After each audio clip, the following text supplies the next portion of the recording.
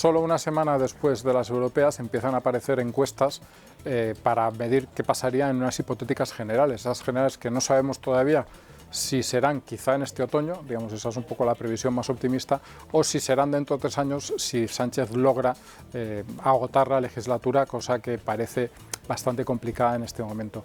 En muchas ocasiones, después de unas elecciones, hay un cambio en las encuestas. El resultado, digamos, supone un shock o supone la concreción de cosas que no estaban encima de la mesa y hay un cambio. En este caso no es así. Las encuestas que han aparecido hasta ahora, la más completa de ellos, la de NC Report, que llevaba este lunes La Razón, pues lo que dan es unos resultados muy parecidos a los de esas elecciones europeas, lo cual en cierto modo también tiene lógica, porque al final unas elecciones en todo el territorio nacional son de alguna manera, y si me permitís un poco la broma, pues prácticamente la mejor encuesta que podríamos tener.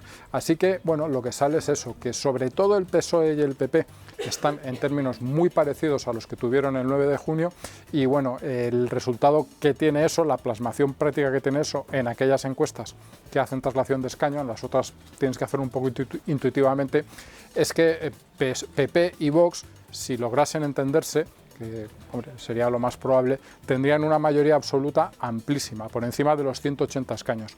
Aparte de eso hay otros datos, uno de ellos, por ejemplo, el hecho de que Vox aguanta bastante bien, incluso mejora el resultado de las europeas, que tiene también cierta lógica, porque al final el votante de Vox pues probablemente esté un poco más animado a votar en unas elecciones generales que en unas elecciones europeas, puesto que es un partido que nunca ha hecho de Europa su gran apuesta. Y tiene también el dato, y este yo creo que sí que es el más importante, de que el desplome de Sumar parece ir confirmándose. Las encuestas le dan porcentajes muy bajos, incluso esta de NC Report que os comentaba, pues un poco por encima del 6%, que es curiosamente el porcentaje que le daban antes de las europeas prácticamente todas las encuestas. Ahí hay también una cosa que hay que tener un poco en mente, que es que Sumar en todas las elecciones que venimos siguiéndolo, yo creo que excepto en las generales de julio del año pasado, siempre da mejor en las encuestas que en la realidad. En los últimos meses, en todas, gallegas, vascas, incluso en las catalanas y por supuesto en las europeas, le fue mucho mejor en las encuestas que luego el resultado final, que fueron una colección de desastres.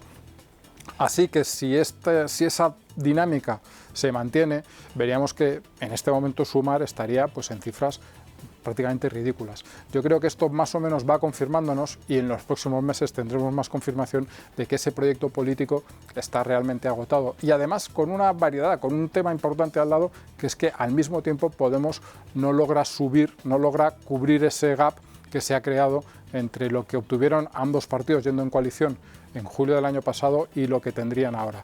Eso va a ser uno de los elementos que habrá que seguir en los próximos meses porque va a ser muy importante para esa confirmación o no de una posible mayoría de la derecha. Por último, está también el asunto de Alvise. Muchas de estas encuestas que se han publicado prácticamente ni lo comentan. La que sí que lo trata es la de La Razón, como os decía, la de NC Report, y le da un porcentaje muy similar al que tuvo en las elecciones europeas, lo cual nos estaría hablando de un fenómeno que está aquí y puede quedarse, pero que no es como lo que ocurrió con Podemos después de las primeras elecciones europeas en las que irrumpió y a partir de ahí entonces sacó un 8% y enseguida se puso en porcentajes de voto muchísimo más alto y llegó en su momento incluso a liderar las encuestas.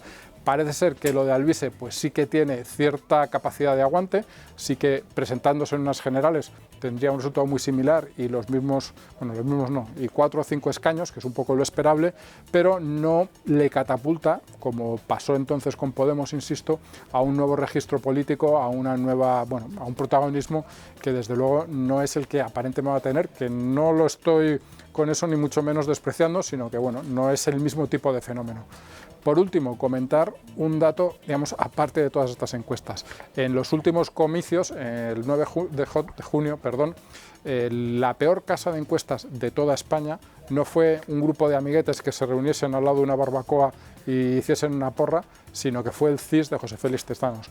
Y lo fue además haciendo las encuestas más grandes de todas. La encuesta normal de una empresa normal, privada, que haga para cubrir toda España tiene entre 1.000 y 1.500 entrevistas.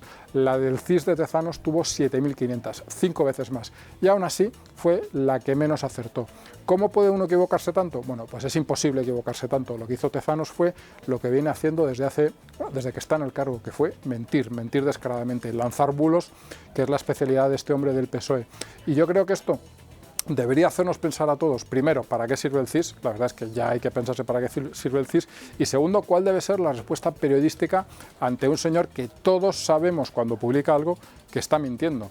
Yo creo que, sé que es imposible, pero que habría que replantearse un poco qué le hacemos los medios cuando aparece una encuesta del CIS, porque lo que no podemos, o sea, lo que no tiene mucha lógica es que todos nos prestemos a publicar las mentiras de Tezanos, que incluso diciendo que son mentiras, sirven a él, le sirven al gobierno para seguir de alguna forma marcando tendencias y marcando la agenda.